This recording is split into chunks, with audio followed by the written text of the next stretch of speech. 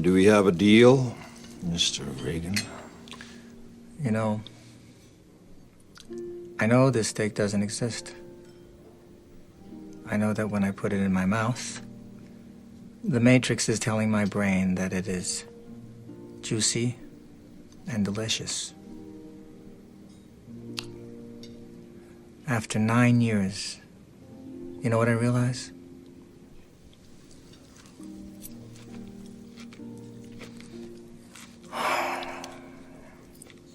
Ignorance is bliss. Then we have a deal. I don't want to remember nothing. Nothing. You understand? And I want to be rich. You know, someone important. Like an actor. Whatever you want, Mr. Reagan.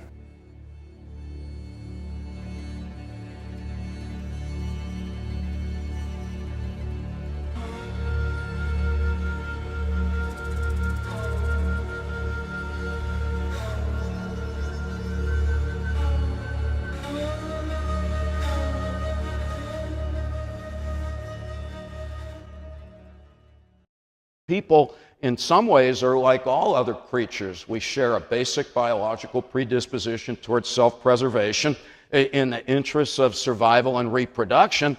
But what makes us unique is we've got this ginormous forebrain. And this allows us to do a lot of things, including think abstractly and symbolically, to the point where we're literally able to create things that don't even exist, or to think about them and then actually create them.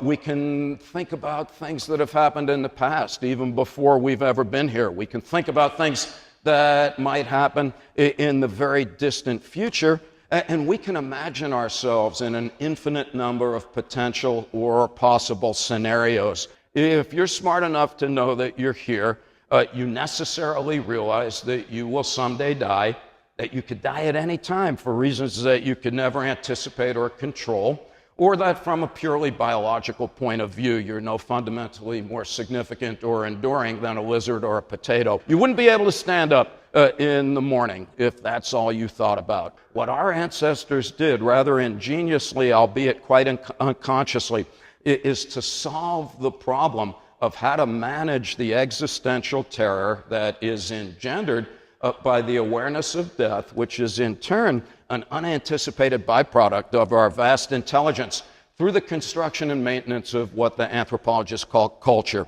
Humanly constructed beliefs about the nature of reality that we share with other people that minimizes death anxiety by giving us each a sense that life has meaning and that we have value. All cultures provide an account of the origin of the universe. All cultures have prescriptions for how we should behave while we're here.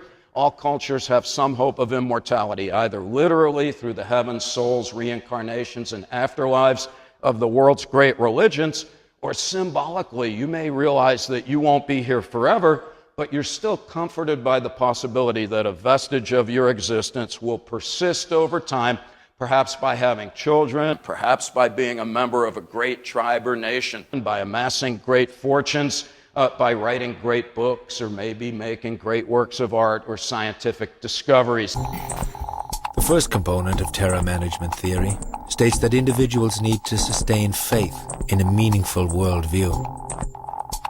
The second component states that individuals need to feel as though they are valued, protected members, objects of significance within this worldview. Psychologists would generally call this self-esteem. And if we can sustain these two psychological constructs, then we can function relatively securely in the world. And if these constructs are threatened, then we're going to feel anxiety and have a need to defend those constructs. So we developed what we call the mortality salience hypothesis.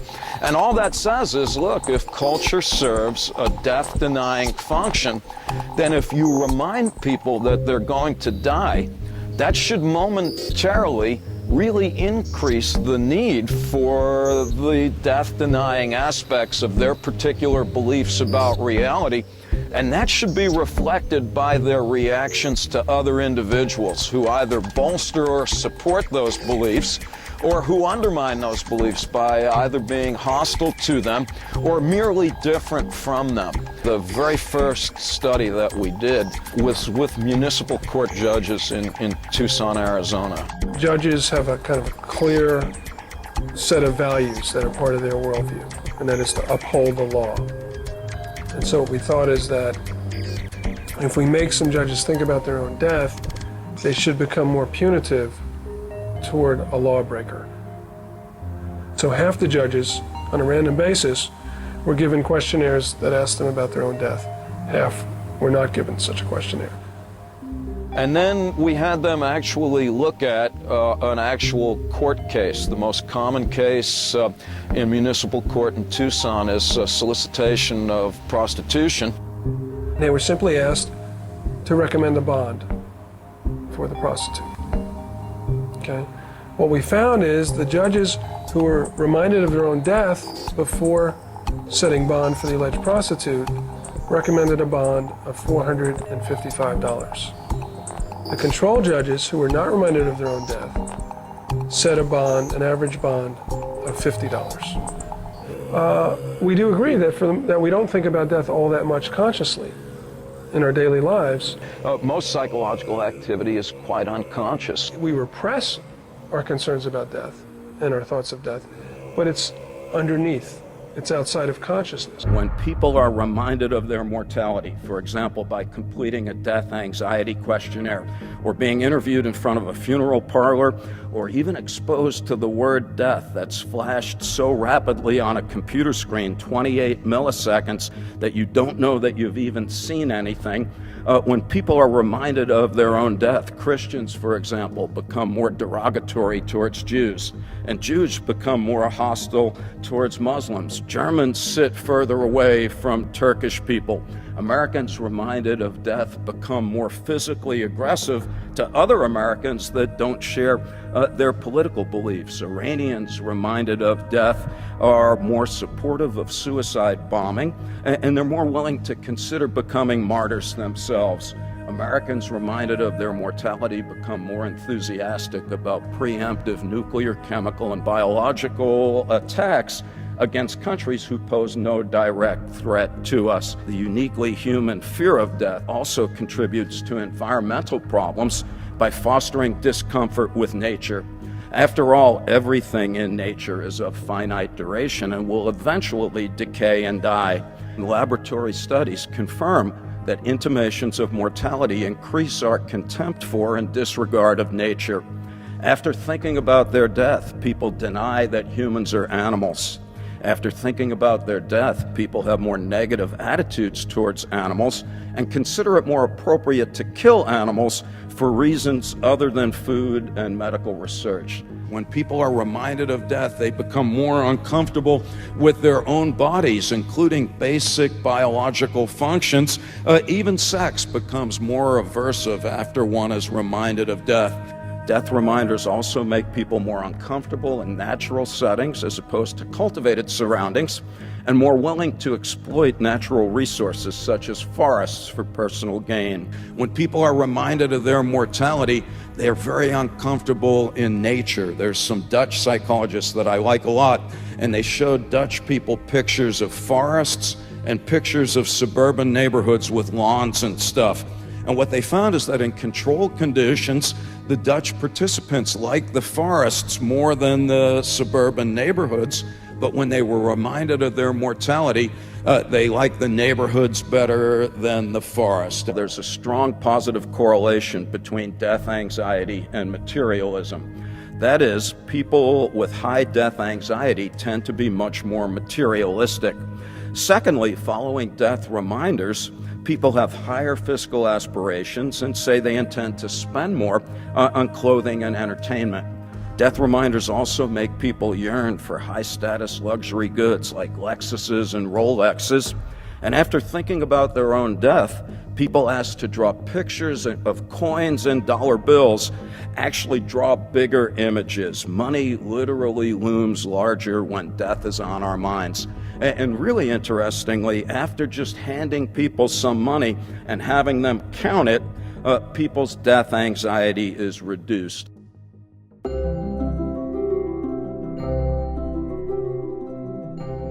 Throughout vast ages of prehistory, mankind imagined that it could give and control life. Think about what that really means. With the techniques of ritual, people imagined that they took firm control of the material world and at the same time transcended that world by fashioning their own invisible projects, which made them supernatural, raised them over and above material decay and death. Ritual is actually a pre-industrial technique of manufacture, not so much of material objects, but of life, of the things of the world that use the dimension of the invisible.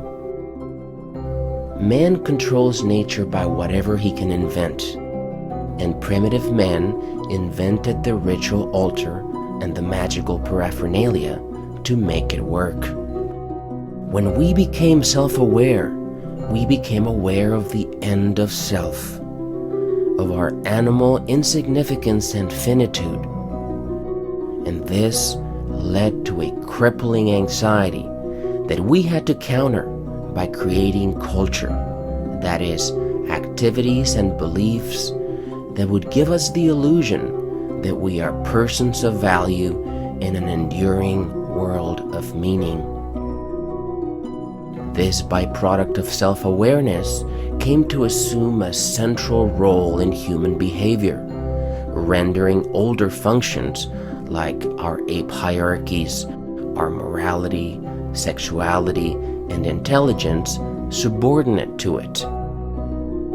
That is, making them bound by culture, which through self-esteem would work constantly to push our fears into the deep recesses of the unconscious.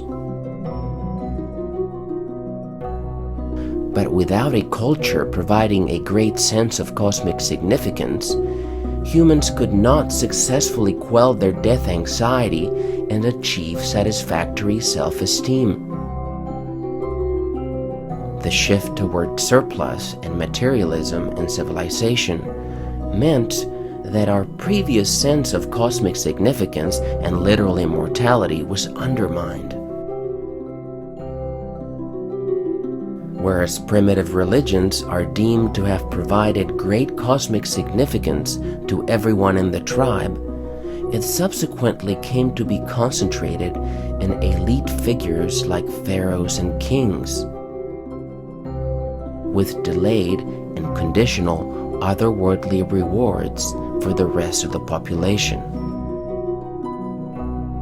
This left the world in a chronic state of deficient self-esteem, with a predictable increased search, invention, and emphasis on less fulfilling, more earthly sources of personal significance and symbolic immortality or legacy. This includes things like national identity, money, progress, jobs, hobbies, and inflation of celebrity figures, as well as of day-to-day triviality. A central property of these human sources of self-esteem is that they constitute narrow-focused strategies, what Ernest Becker called fetishes. Since we are insignificant in the big scheme of things, we focus on a small or narrow aspect of real or invented reality, where we can more easily gain a sense of personal significance.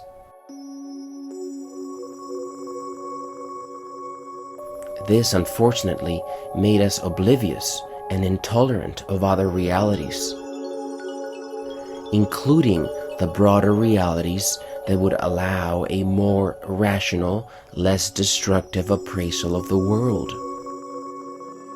Our cultural fetishes gave us blinders, and came to assume a life of their own, leading to a self-perpetuating process of competition for the scarce cultural resources that would grant us self-esteem.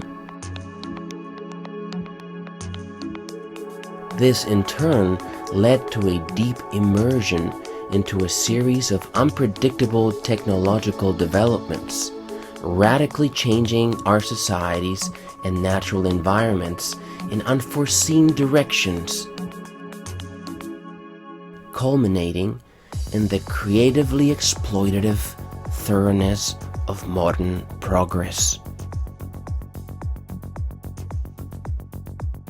With the idea of progress, we sought what theists found in the idea of providence, the promise of a bright future, an assurance that history would not be meaningless. The idea that history is cyclic can render any progress obtained meaningless, because then, ultimately, there is only moral gain and loss. We did not want to be confronted with regression and wanted to believe that history is not cyclic, but progressive. Indeed, moral progress, believing that we've come a long way despite our destruction of other species, imbued the course of history with meaning. With recent reports of 58% of the Earth's surface featuring unsafe levels of biodiversity, compromising things like future food production, nutrient cycling, and pollination, compounded on the effects of global warming, the long-term survival prospects of humanity today are actually worse than they were in prehistory. So that all the marvels of modern technology might have only served to provide increased longevity and material resources to a few overpopulated generations of humans, at the expense of perhaps hundreds of thousands of billions of humans in the future. A number perhaps only achievable by small but countless generations of hunter-gatherers living sustainably.